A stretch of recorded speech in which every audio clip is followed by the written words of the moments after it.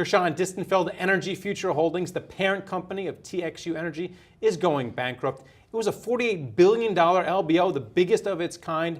Before we talk about what happens to the bondholders, who gets paid, what went wrong here? I think it's a classic case of taking a very good company with a stable business model and just putting too much leverage on it at the height of the cycle. Do you think this is going to be the end of these mammoth leverage buyouts?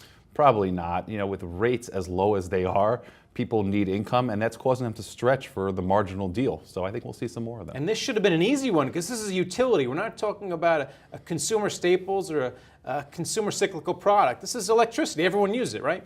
That's a basic corporate finance lesson. You could take the best business in the world, you put too much leverage on it, and your margin for error shrinks. All right, now let's talk about the bondholders. Who's going to get paid?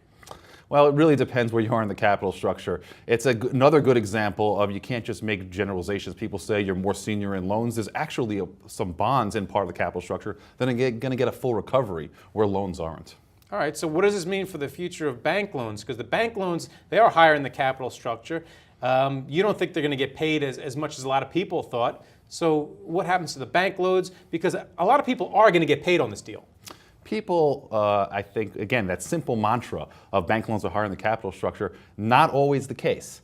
And I think in general, people are trading one risk by going to floating rate bank loans, interest rate risk, which is really short-lived and mean reverting, for another risk, as in the case of energy future.